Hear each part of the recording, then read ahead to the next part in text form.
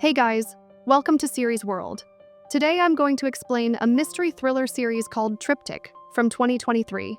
Turn on subtitles and spoilers ahead. The fourth episode opens with a flashback of one Christmas evening. Aleida is in her house on the sofa, all warm and cozy vibes. She drifts off to sleep but starts seeing Becca and Tamara, who are not feeling so great on Christmas. Aleida sees that Becca is lighting Humberto's car on fire. Coincidentally, Tamara also lights a place on fire. While Aleida is cozying up in her house, her other sisters are committing arson. Aleida jumps off sleep and starts seeing fire on the Christmas tree. Aleida tries to put out the fire, but her robe catches on fire. So she removes the robe and runs away from the house in her nightwear. Aleida runs up to the street in front of Eugenio's car. Eugenio is shocked, seeing her, and jumps out to catch her. Aleida tells him that the house is on fire, but their son is still inside. Eugenio tells her that their son is gone.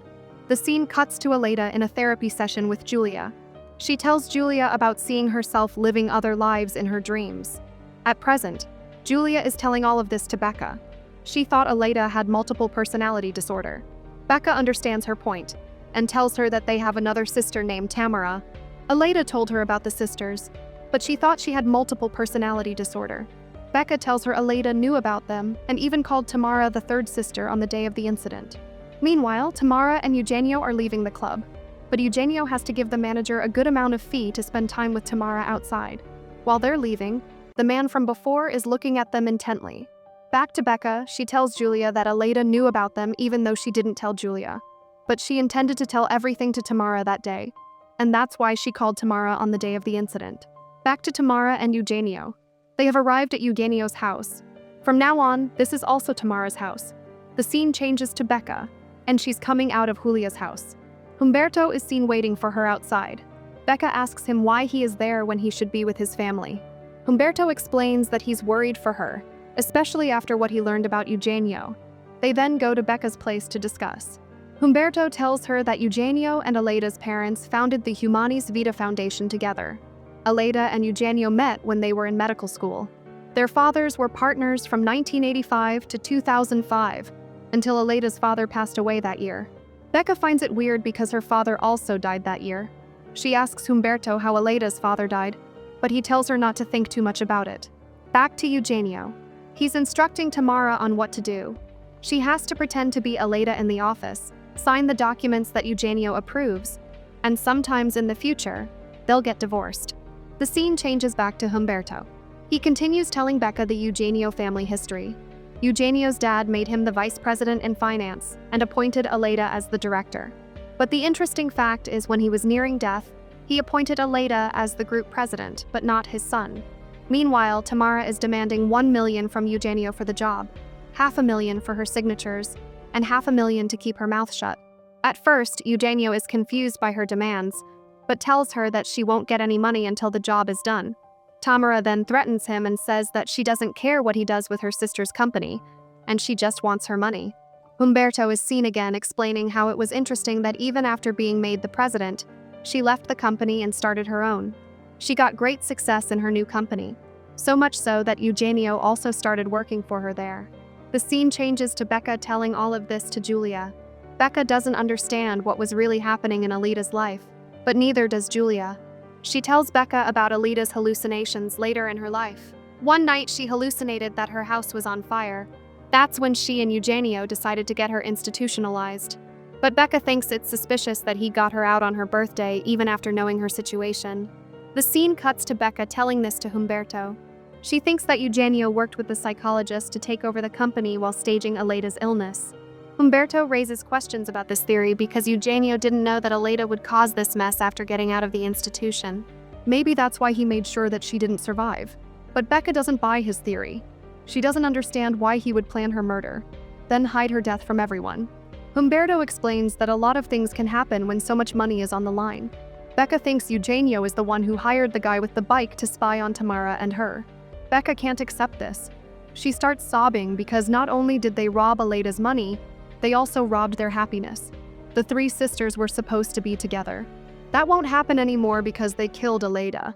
Humberto hugs her and comforts her. Back to Eugenio. Tamara starts hitting him. She asks him whether he wants some conjugal affair to go with the deal. Eugenio ignores her advances and shows her the guest room. Tamara notices Alex's picture there and asks Eugenio about it. He gives a short answer and puts the picture back. Eugenio then tells her goodnight and leaves. Meanwhile, Humberto and Becca are getting close. Becca tells him to make love to her. They get on the floor and start making love. The scene cuts to Becca telling Julia how she used to have hallucinations like this too. It's like she was experiencing Aleida's life. She even felt getting shot the day Aleida was shot on the roof. Becca asks Julia whether it's possible for twins or triplets to have connections like this. Meanwhile, Tamara is in deep sleep. She starts dreaming and sees Alex walking in a tunnel. She follows him and ends up in a room. Aleida is in the room, and Tamara gets emotional seeing her. But before they can have a conversation, she jumps off to sleep. Eugenio tells her to come and have breakfast. At breakfast, Tamara uses a lot of swear words and acts not so elegantly. So, Eugenio tells her that Aleida was very elegant in everything she did. If she wants to make this work, she also has to act like Aleida. The scene cuts to Becca, who has gone to Tamara's place, but she's not there. So Becca gives Kevin her number to give to Tamara. Meanwhile, Tamara is with Eugenio, who's teaching her about the board members. But Tamara wants to know about Aleida first if she's going to act like her. Tamara tells Eugenio to describe Aleida in one word, which Eugenio is unable to. But after much trying, he tells Tamara that Aleida was like a labyrinth. The scene changes to Becca, who's now in the police station. Becca tells Humberto that she can't find Tamara anywhere. Humberto tells her that they'll talk about this later, as they have to investigate a double homicide now. Humberto and Becca arrive at the crime scene. The victim was a man and his lover. His wife shot them dead, but the lover also had a gun, and she shot the wife too. Meanwhile, Eugenio is in his house going through Aleida's stuff when he notices Tamara in the pool. He hurriedly gets there and tells her to get out of the pool quickly. Eugenio is clearly very upset, but Tamara doesn't understand the reason. The scene changes to Becca, who's investigating the female's body. But she starts seeing Aleida and she's talking to Becca. Humberto gets worried about her. The scene cuts to Julia telling Becca that she tried her best to save Aleida, but she couldn't. But she really wishes to save Tamara and her to give them a better life. She requests Becca not to reject her help. Becca also gets emotional hearing this. Meanwhile, Tamara and Eugenio are watching old footage of Aleida, Alex, and Eugenio playing in the water. Tamara starts tearing up, and Eugenio, not being able to take it anymore, leaves. He then comes back with a stylist and Tamara greets him, pretending to be Aleida. They then work on giving her Aleida's look. Becca and Humberto are now seen going to Tamara's club, looking for her. They mistake Becca for Tamara but soon realize she's not her. Eugenio is now seen shocked by Tamara's transformation, while Becca and Humberto are pressing the manager for Tamara's information. At first, the manager denies it. But when Humberto threatens him that he'll report this place for drug use, the manager comes to line. Back to Tamara, she's practicing the speech, and Eugenio is helping her perfect it. Meanwhile, Becca and Humberto are now in their car, listening to one of Aleida's old speeches. In it, she talks about how she was adopted, which means that her adoption was legal, and they can find records of their birth mother. While they're discussing, Humberto gets a call from Marifer telling him that she's bleeding. Humberto rushes her to the hospital, and Becca goes back to her house. The scene changes to Tamara, who was going through Aleida's stuff when she notices Eugenio. She follows Eugenio, but he catches her and asks what she was doing. Before she can say anything, Eugenio starts kissing her. They then make love on the sofa. And while they're doing so, Eugenio calls her Aleida. In the morning, Becca is seen calling Humberto and tells him that she'll sniff around Eugenio's office. Humberto doesn't think it's a good idea, but Becca asks for his help, and he agrees to do so. They are then seen entering the office, and they're able to get through the security too. Meanwhile, Tamara and Eugenio have also arrived at the company.